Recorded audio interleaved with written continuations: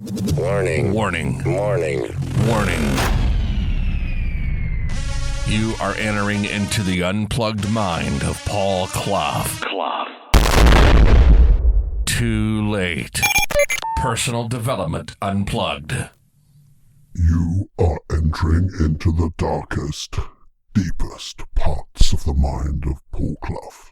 This is Personal Development Unplugged. Plugged.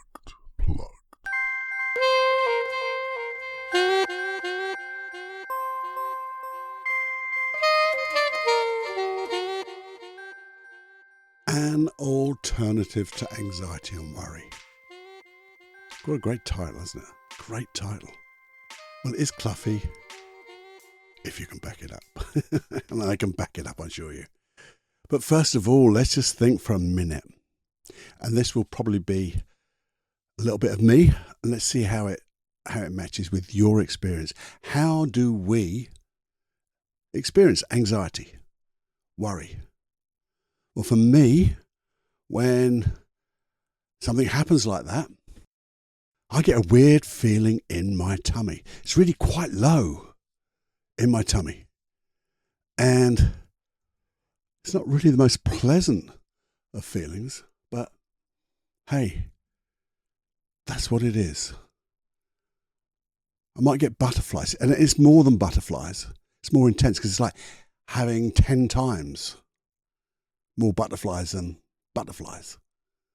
So that's the feeling I get. You know, I could get sometimes when it's not good, I've had like a dread. Some might say deep dread, but I don't know quite how deep a deep dread goes, but it was something I dreaded. You know, because it's worry. Something, I can remember a particular thing, it really did worry. And I couldn't understand why, but that's what was happening.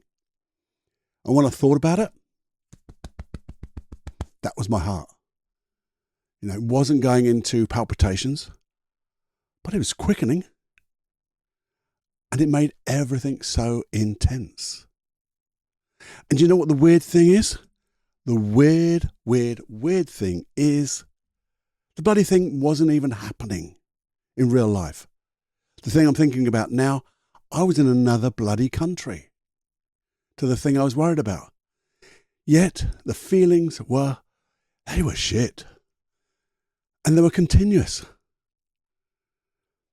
That wasn't good. And why? Why did it feel that way? Because I was fully associated into that issue. It wasn't happening. It wasn't going to happen. Even if it was going to happen, it wasn't going to happen for a few weeks because I was out of the country for a few weeks. But I was still fully associated into that issue. And that's a little bit of the problem. But we'll go into that deeper. Okay? So let's think. What else? What else do we get? Because we've got the feelings. What else do we get? For me, and see if this resonates with you, because it might resonate because it's a sound. That bloody never-ending conversation. It was as if everything just got round and round and round. It never bloody stopped. And the conversations got worse. And it didn't help the feelings, by the way. But just when I concentrated, and I'm trying to concentrate now on how those words went around, they were getting, I wouldn't call it sinister, but there was things I would never ever do or never ever say. But in my head, that's what I was doing. And the thing about it is, that's where they are. You weren't having a conversation, or I'm not. I wasn't having a conversation with anybody because the bugger, no one there. It was just me. It's in my head. And the thing about being in your head, do you know what? That's it. It's just you in your head. Guess what? You are producing it. You know, because it's just internal. And again, what's happening? Because that wasn't happening, but it sounds like it's happening because you are fully associated into that dialogue, fully associated into the feeling. Can you get where I'm going here? Fully associated. What else? What else can happen? And again, this is my experience. Maybe you see it all happening like a loop. And what tends to happen is you get the video, the movie in your mind, and it sets off and triggers off, obviously, the sounds, but then the feelings. Because you're in the video, you're in the movie, you're making up a bloody memory which hasn't even started, and it just gets worse. And the more it goes, and I found, well, I did stop it because I had the ways of stopping it, and then I'm going to go through them. And the thing is, without that, it would have got worse and worse and worse. All in my head, and I was choosing to do it. And that's the thing, it's hard to accept, choosing to do it, because people say, well, I didn't choose to do it, it just happens. No. Could you choose to do something different? Well, you could if you did. But let's think about this. You see, I tend to find that, you get one of these things and the feeling maybe trigger off the movie, or the movie then triggers off the voice, or the voice triggers off the feeling in the movie. They're just all going on at the same time. So we tend to get all three at once. So what is the alternative? What is the alternative to this? And you're not going to believe it, but it's pretty simple. Pretty simple. Here's what we're going to do. We need to dissociate. What does that mean? It means get a distance from things. I'll give you a little example. And the little example is this. Imagine you're on a roller coaster, and you're on the roller coaster now.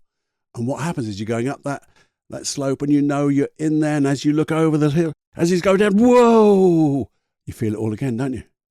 But imagine it, the same scene, and you're watching yourself. Over there, you're going up, up, up, and you're watching yourself. Yeah, you can watch yourself being frightened, but as you watch yourself, I'm not frightened watching myself because I can see it, but I'm dissociated. When I'm dissociated, I don't get the feelings. And if I do, I can do something about that too. Called double dissociation. We might even do that. We'll go through it anyway. But we're going to do this because when you dissociate from those type of emotional events that are in your head, then we can start to work with them and change them. That's it. Because they're not happening, therefore you're in control.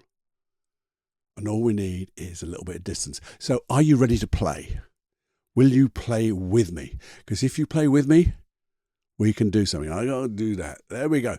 So what we're going to do, I'm going to do these one at a time.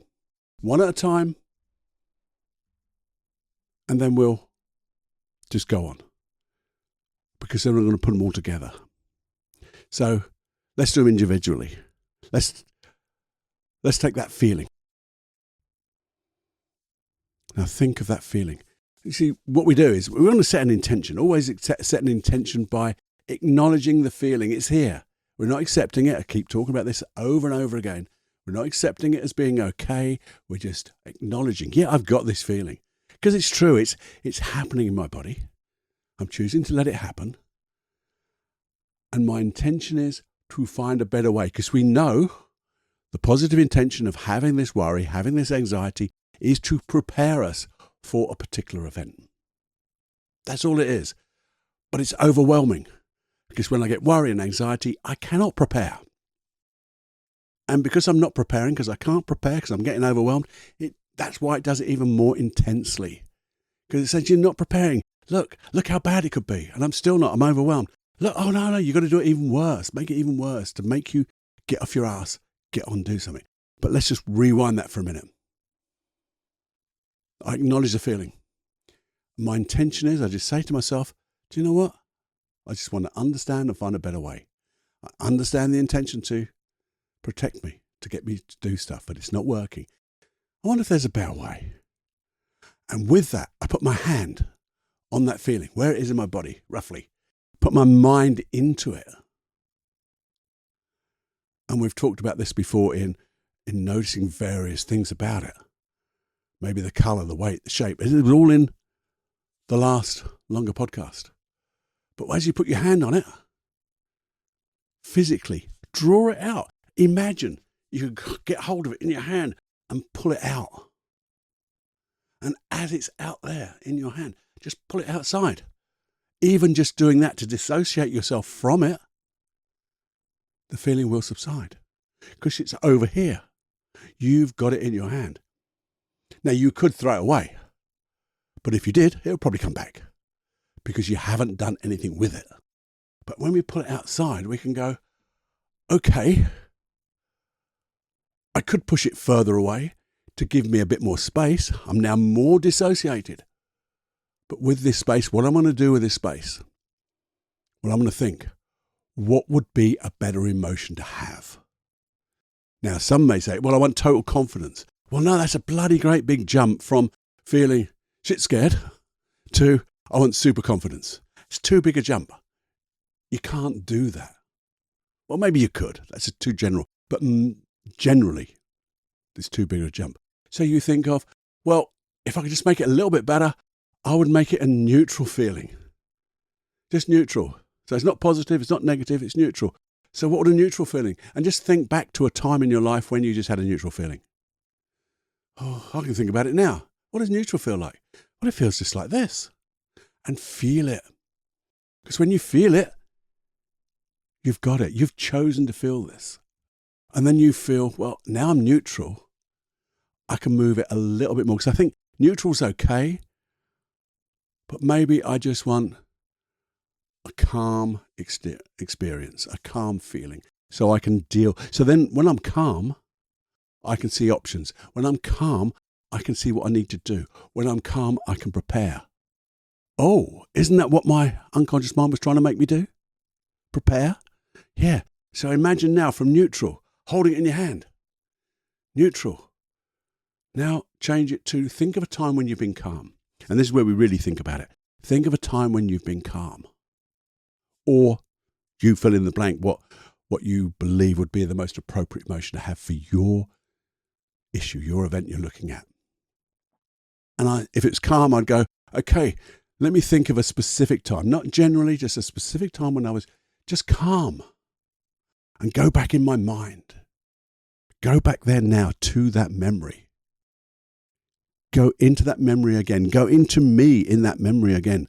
I'll see what I saw back then. Hear what I heard back then. And feel the feelings of calm. Wow. Wow, I can feel calm now. I can feel where calm is in my body. I can feel what calm does to my breathing. I can feel what calm does to my heart. I can just feel, and I tend to get a little bit more confident then. Not super confident, not ever so confident, but I just feel a little bit more confident in myself because I'm now starting to touch my core. And when I do that, I've got calm now. And I pull that back into where calm should be. Where it is. Wow. That would be better, wouldn't it? And you could do this for a couple of times. For a couple of times. You could do it a couple of times. Just to reinforce it. Just to stack it. Think of another time when you were calm. Oh, yeah. Pull that one in. Think of another time. Go there. Feel it. See it. Hear it. Bring it back in. And just notice how much better this would be to have this feeling instead of that old feeling. The one you've left out there, by the way, because you brought in calm. You left the other one out there now because this is better. Your pulse has changed. Your breathing has changed. You can see the world clearer. Yeah. Just say to your unconscious mind this or something better. It's a lovely little saying.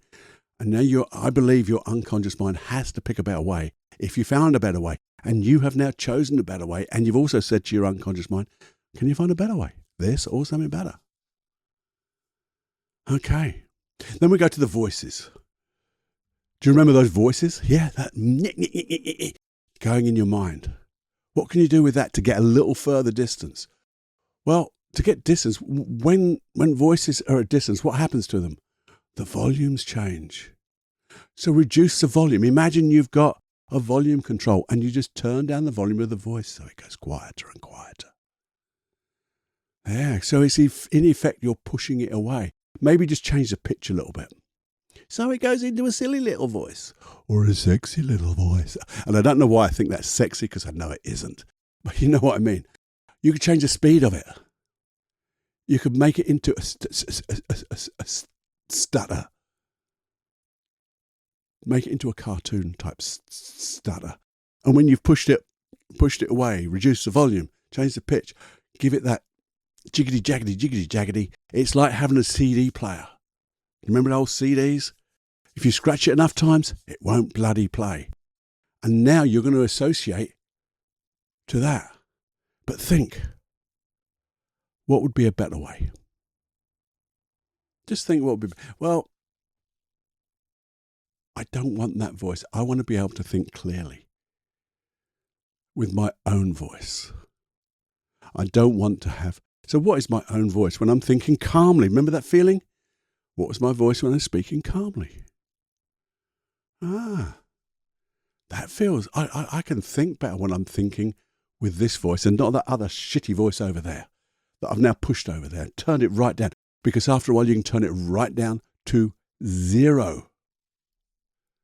Now it's quiet. So here's the thing. Now the video. Now, we said we want distance, dissociation. What about double dissociation? Well, you could do this if you want to. What you do is imagine a movie screen because you're going to put that movie or a movie of what you're playing. But imagine it this way. We're going to push the movie screen further away. But imagine seeing another you in front of yourself watching that screen. So you're watching that you watching the screen. Whoa. Because you see, when you play that old video, it used to trigger the voices because it had sound. It used to trigger then the feelings. But if it's double dissociated, it's like that roller coaster, watching yourself watching the roller coaster. There is no feelings at all. And just imagine, just for a moment or two, that you over there watching that movie that you've been playing forever and notice that it's a load of old bollocks. Or what it can learn from those. It can learn, get that you out there to learn that it's not going to happen that way because you're going to change it. You're not going to allow it to happen that way because it's not constructive. It's not appropriate. So you push that movie screen away and you make it smaller. Because what happens when it goes smaller? It goes darker. When it goes further away, what happens to the sound? It diminishes. And if you keep pushing it further away, it gets smaller and darker and quieter. And you keep pushing it away and pushing it away. And you can push it away till it disappears. And when it disappears, you've got a fresh start. Now, the fresh start, what do we do with a fresh start? We now have a separate screen right in front of you. And you are the director of that movie. Yeah, you're the director because you are now in charge. You're still dissociated, but you are the director. So imagine this film of yours. It's like the movie of your life. My son does a lovely process called You Are the Movie Star or Movie Star of Your Life. Catch it with josephclough.com. But now you know what feeling you want. I want you to imagine how you'd like it to be. How would you like this event to be if it ever happens? I'll tell you what happened to mine in a minute. But because I changed the movies, I changed the sounds. I did exactly what I'm telling you now. I'm sharing the way I did it because I know it works. And it is simple. It just means just have to do it. So I saw a movie and you see the movie how you want it to be. And you see yourself acting in that movie the way you want to act. You hear your voice the way you want to speak. You know by just looking at yourself the way you're feeling. Because you can tell. You can tell the vibes that come off you. You're in control. You're in charge. Because that's all it is. And now you're in charge. What you can do is just go into that movie, just for a moment, into the you, and just feel like what it would be like to be this way. You don't have to see all the rest of the movie. You can if you want to. You can let it play out by being in that movie, because you know it's not really happening. It's in your imagination, and you're in control of your imagination. Nobody else is. So imagine it the way you want it to be. Imagine saying the things that you want to say. Imagine everything going according to plan. I know in reality it doesn't always work that way, but this is in imagination and it's not reality. But your unconscious mind doesn't know that. Can't tell what's real or imagined when you do it like this. And when you get there and you understand, you're in there, you understand what type of belief you have about yourself, because you're okay, I'm in charge. You understand the emotions that you're using, the skills that you're using, the behaviors you're using. And when I say emotions, they could be calm, they could be curious, they could be anything, could be confident, could be competent, could be just relaxed, could be whatever. You've got everything, because it's not just one. You've got a fluidity going between one and the other, whatever is the most appropriate. And it feels so good. And then you go, this or something better, and just step out of that screen.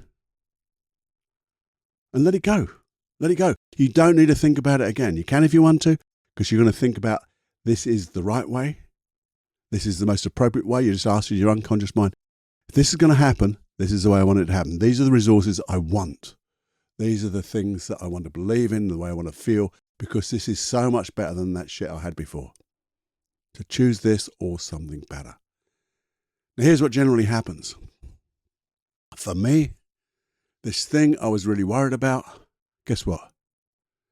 It never happened at all. Not one bit of it. Not one thing. The event I was thinking of didn't happen. It was about a person, and I didn't even see that person. And I haven't seen them since. I don't care. End of. If it does happen, it's more likely, and I have to say more likely, I can't guarantee everything, it's more likely to go the way you want or better than you want. Because your unconscious mind thinks you've already done it before as well, because it just can't get, this is the imagination, and you have worked at something, and you feel like you've done it before too. So if things aren't quite going the way you imagined it, you will change in the moment, because you'll remember, oh, well, I need to be a bit more calmer. I need to be this, I need that. And then at the end of it, you'll review it. You'll sit back quietly with a cup of coffee, G&T, glass of water, tea, whatever, beer, all quietly by yourself. Say, how did that go? What could I learn from this? Because that's the big thing. Because once you've learned from it, even that memory, if there's anything that was negative in it, will not haunt you. Because you've learned from it. And when you've learned from things, you don't need the negative emotions, because you're going to move forward. Isn't that awesome? So that is, for me, the alternative to anxiety and worry. And I just want you to know that you're in control. You were in control with the shit, and you're in control with how you want to be. The before and the after. Because you can choose how you want to be. It's a matter of taking control. And when you do, you become empowered. And you begin to see opportunities. You begin to see all the things you can do. So you decide. Because when you decide and take ownership, it's yours, no one else's. Because you can do this. You can. Sometimes you have to practice. Practice a little bit more one-off. Sometimes it's difficult to do a one-off. This will work with a one-off, by the way. But the more you practice these things, the more you will end up doing it without knowing you're doing it, or your unconscious mind will do it for you before anything happens. And you'll be able to prepare properly. You won't be overwhelmed. So whether it's a meeting at work, maybe it's, an intense situation with somebody, or you're just going to meet somebody social, anything that causes you worry or anxiety will get easier. because you've learned from it. You'll be in control. There you go. I really do hope that I've shared in a way that's understandable. I'd like to think it's eloquent and elegant, but probably isn't. I hope it is, but I hope it's in a way that you can use it. Maybe you had to make some notes. Maybe you have to rewind this, go to the beginning and take notes, or do it with me again, because we talked through it. Then you go, okay, now I've got the situation. I'm going to go through that last bit with Paul to do the sounds, the feeling, or the feelings, the sounds, and then all together. But you can, when you're getting this, things are happening. I want to push that picture away. Or I've got this voice in my head. I'm going to turn it down. Or I've got this feeling. Maybe the voices aren't there yet, or the pictures. I'm just going to change it slightly because it's not helpful. So you can do them individually and you can do them as one. And I suggest you practice each. Practice it on little things from the past. Because when you need it in the future, boom, you're in control. Knowing what you do and doing what you know, mastery. If you can master this little bit here, worry, anxiety, maybe not disappear completely because the world is the world and things come up and sideline us and things like that, or blindside us. Which one is it? I don't know. But at least you've got the tools to deal with it when you need to deal with it. Or even you'll get into the habit of preparing for things before they become a worry. So they don't become a worry. Now, wouldn't that be good? As I said, if I haven't made it clear, please let me know. feedback@personaldevelopmentunplugged.com. Let me know so I can make it clearer with another episode. If there's a point that you think, well, I still got it all, Paul, but I need a bit more, let me know. Same email, and we'll come up with another process. Do let me know, because there's so much we can do. And I got your back. Because when you get like this, your goals, your dreams just get bigger and better. And you start to have the richness of success, or success in richness, that you deserve. That's waiting for you. So just get empowered and take action. There you go. Please do that. Please share. I always ask to share, but I don't know how many people do, but I would just love you to share this for a number of reasons. One is if you share it, you got benefit, your other people will get the benefit. That's the main thing. If you share it, people will start to listen and make things a bit more visible to other people, because the algorithms just work that way. This is such a small little podcast, but it's got a depth to it. And if we can just affect one more person, we can infect one more person with the confidence and empowerment to create the life they want. Job done. There you go. And don't miss anything, so subscribe and follow and all that stuff. Have more fun than you can stand. And I'll see you. You'll hear me. I'll be in your mind and you can come into mine on the next longer episode, or just muse for a 5-minute quickie. Till the next time, my friend, go fly.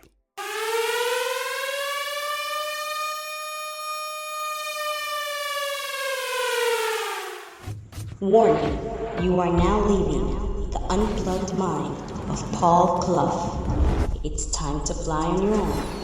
Be brave, my friend. Personal Development Unplugged.